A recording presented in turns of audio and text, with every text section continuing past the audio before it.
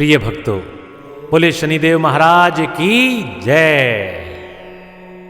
भक्तों, आज हम आपके लिए इस चैनल के माध्यम से लेकर आ रहे हैं शनिवार जी की व्रत कथा, जिनके करने मात्र से, जिसके सुनने मात्र से भक्तों के सभी कष्ट दूर हो जाते हैं, सभी संकट मिट जाते हैं और सभी भक्तों का कल्याण होता है। तो आइए आरंभ करते हैं शनिवार व्रत कथा। एक बार संसार में चारों ओर पूजे जाने वाले 9 ग्रह एक स्थान पर एकत्र हुए। वह परस्पर वार्तालाप करने लगे। जब बात घूमती हुई इस स्थान पर आ पहुंची कि उन 9 ग्रहों में से सबसे बड़ा और सर्वाधिक पूजनीय देव कौन है, तो प्रत्येक ग्रह देवता स्वयं को बड़ा कहने लगा। सभी अपने को बड़ा बताते।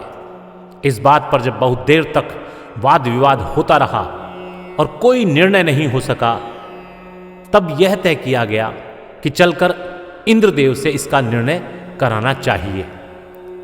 सो वह 9 के 9 ग्रह इंद्रदेव के समक्ष उपस्थित हुए। उन सबकी बातें सुनकर इंद्रदेव भी सोच में पड़ गए, किसे छोटा कहूं और किसे बड़ा, किसकी श्रद्धा के पात्र बने और किसके कोप के भाजन। अंत में निर्णय न करते हुए वह बोले, मैं अल्प बुद्धि इस बात का निर्णय करने में असमर्थ हूं। मुझे तो आप सभी बड़े नजर आते हैं और मैं सभी का आदर सम्मान करता हूं। इस पर 9 ग्रह संतुष्ट नहीं हुए और हठ करने लगे कि इसका निर्णय आपको अवश्य करना चाहिए। तब देवराज बोले, आप लोग मृत्युलोक में जाइए। वहां एक अत्यंत न्यायप्रिय राजा विक्रमादित्य राज्य करता है। आप उसके पास जाइए, वह अवश्य आपका कोई ना कोई उचित निर्णय कर देगा। इंद्रदेव से निराश होकर 9 ग्रह मृत्युलोक में जाने को तत्पर हो गए। देवराज इंद्र ने जब उन्हें वहां जाते देखा तो प्रसन्न हो सांस लिया। इस धर्म संकट से निकलना उसके लिए सचमुच ही बहुत मुश्किल था, पर अपनी चतुराई से आए संकट को राजा विक्रमादित्य पर टाल दिया था उन्होंने। उज्जैनी नगरी की उन दिनों सारे ही देश में धाक थी। एक तो राजा विक्रमादित्य का वहां दरबार था और उसमें बड़े बड़े ज्ञानवान लोगों का सम्मेलन होता रहता था। दूसरे, उस न्यायप्रिय राजा के न्याय से उज्जैन नगरी का सारे भारत में डंका बजता था। स्वर्ग में जब 9 ग्रहों का निर्णय न हो पाया तो अपने अपने विमानों पर सवार हो मृत्युलोक में आ उतरे। ठीक उस समय जब राजा विक्रमादित्य का दरबार ठसाठस भरा हुआ था, तब 9 ग्रह वहां आ पहुंचे। 9 ग्रहों को इकट्ठे देखकर विक्रमादित्य अपने सिंहासन से उठ खड़े हुए और सभी देवों को सम्मान पूर्वक आसन ग्रहण करने का अनुरोध करने लगे, पर उनमें से किसी ने भी आसन ग्रहण नहीं किया।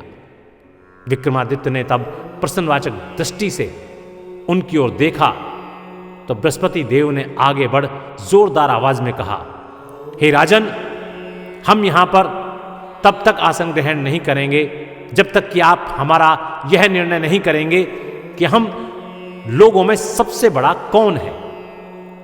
राजा अपने ऊपर आए इस धर्म संकट को देखकर पल भर तो घबरा गया, परंतु शीघ्र ही उसने स्वयं को संभाल लिया। उसने अपने मन में एक युक्ति सोच ली। दरबार में छोटे छोटे आसनों की एक पंक्ति प्रवेश द्वार तक चली गई थी। राजा ने उन लोगों से कहा कि आप यहां पर आकर आसन ग्रहण कीजिए और मैं सोचकर अभी आपका निर्णय करता हूं। यह कहकर राजा अपने सिंहासन पर बैठ गया। सिंहासन के निकट ही जो आसन पड़ा था उस पर भागकर बृहस्पति देव जा बैठे। उनके अगले आसन पर सूर्य जा बैठे। सूर्य के निकट ही चंद्रमा और फिर इसी प्रकार से बुध, मंगल, राहु, केतु इत्यादि ने भी अपना अपना आसन ग्रहण कर लिया। पंक्ति में 8वें थे भार्गव, किंतु उन्हें भी संतोष था कि उनके बाद शनिश्चर बैठेंगे, किंतु आसन प्रवेश द्वार के समीप होने के कारण और सबसे अंत में होने के कारण शनिदेव उस पर नहीं बैठे। राजा विक्रमादित्य ने सोचा कि जो ग्रह उस अंतिम आसन पर बैठेगा वह उसी को विनय और दयाशील के आधार पर बड़ा कर देंगे, पर वहां तो बात ही दूसरी हो गई। शनिदेव अति क्रोधी और विकट स्वभाव के देवता हैं। जब वह नहीं बैठे तो 8 ग्रह खिलखिलाकर हंस पड़े। अपना इस प्रकार से अपमान होता देखकर शनिदेव की आंखें क्रोध से लाल हो गई और भौहें तन गई। क्रोध से कांपते हुए बोले, राजन, मुझसे बैर लेकर तुमने अच्छा नहीं किया। क्या समझकर तुमने मुझे इस प्रकार से अपमानित करना चाहा है और क्यों मुझे अंत में बिठाना चाहा है?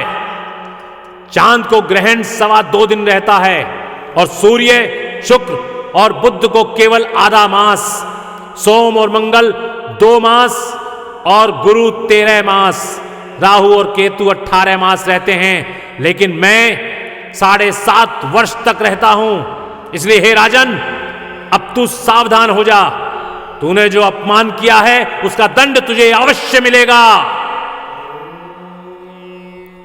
राजा के कुछ दिन तो आराम से बीते, लेकिन शीघ्र ही शनिदेव की दृष्टि फिरी और राजा पर 7.5 आ गई। उन्हीं दिनों एक व्यापारी कुछ घोड़े बेचने के लिए उज्जैन नगरी में आया। सुंदर सुंदर घोड़े देखकर राजा का जी ललचा गया। राजा ने उसे खरीदने का आदेश दिया।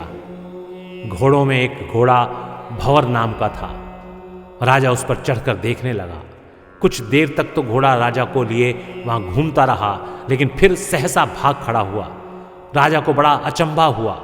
घोड़ा एक भयानक जंगल में राजा को पटक कर अंतर्ध्यान हो गया। राजा अकेला उस वीरान जंगल में भटकने लगा। शाम के समय जब उसे बहुत प्यास सताने लगी तो वह जोर जोर से चिल्लाने लगा। उधर एक पगडंडी से एक ग्वाला अपने गांव को जा रहा था। वह राजा की आवाज सुनकर रुक गया। राजा उसके पास गया। ग्वाले ने उसकी व्यथा जानकर उसे निकट की नदी में ले जाकर पानी पिलाया। पानी पीने के बाद राजा स्वस्थ हो गया और प्रसन्न होकर उसने ग्वाले को अपने हाथ की अंगूठी उतार कर दे दी और उससे कहा, मैं उज्जैन का रहने वाला हूं, यहां रास्ता भटक गया हूं, तुम मुझे रास्ता दिखाओ। तब ग्वाला उसे अपने साथ गांव में लाया। वहां एक मिठाई की दुकान पर राजा ने मिठाई ली और दुकानदार को भी एक अंगूठी उतार कर दे दी। दुकानदार ने उससे पूछा, उसने उससे भी यही कहा कि वह उज्जैन नगरी का रहने वाला है और उसका नाम बोना है। फिर वह दुकान के बंद होने तक वहीं बैठकर दुकानदार से बातें करता रहा। उस दिन दुकानदार की बिक्री बहुत हो गई। उसने सोचा, यह भाग्यवान पुरुष है जो इसके आने से आज मेरी इतनी बिक्री हुई है। इसलिए रात होने पर वह उससे बोला कि वह उसके साथ उसके घर चले और उसके साथ ही भोजन भी करे। राजा मान गया। जब वे दोनों घर पर पहुंचे तो दुकानदार की पत्नी ने उसका बड़ा स्वागत सत्कार किया और अतिथि के लिए विशेष रूप से भोजन तैयार किया। भोजन करते समय एक अद्भुत घटना घटी। जहां राजा भोजन कर रहा था वहीं पर एक सतलड़ा हार टंगा हुआ था। उसके पीछे एक चित्र था। सहसा ही वह हार वहां से अदृश्य हो गया। दुकानदार के यहां एक नौकरानी थी। उसने जाकर घर की मालकिन से कहा, वहां खूंटी पर एक हार नहीं है। जब बात दुकानदार तक पहुंची तो उसने राजा से पूछा। राजा बोला, मुझे तो नहीं मालूम। दुकानदार बोला, तुम्हारे और मेरे अतिरिक्त तो यहां कोई था ही नहीं, सच सच बताओ हार कहाँ है? राजा बोला, मुझे नहीं मालूम, मेरे पास कोई हार नहीं है।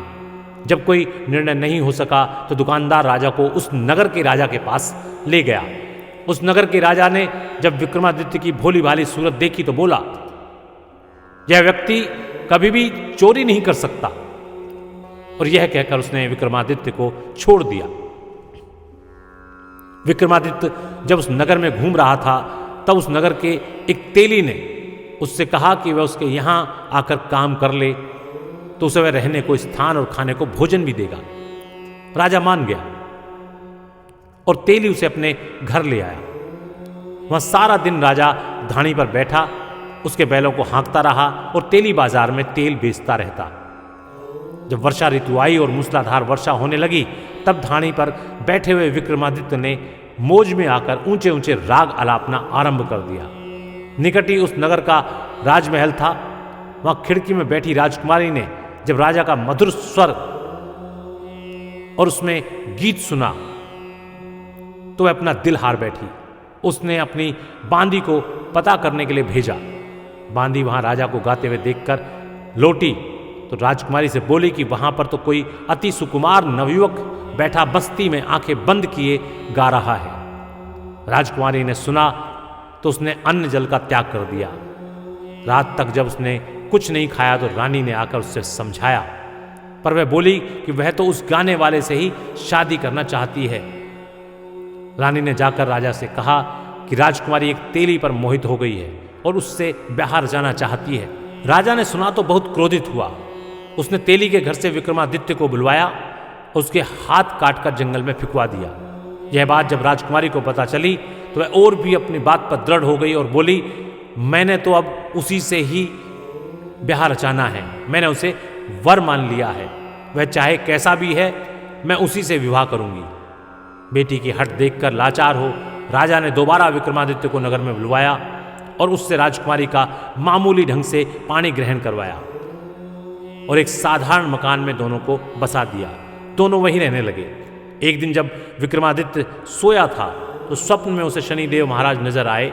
विक्रमादित्य ने उनसे सामने जाकर नमस्कार किया और क्षमा याचना की। शनिदेव ने उन्हें आशीर्वाद दिया और बोले कि तुम्हारी 7.5 वर्ष अब खत्म हो गए हैं।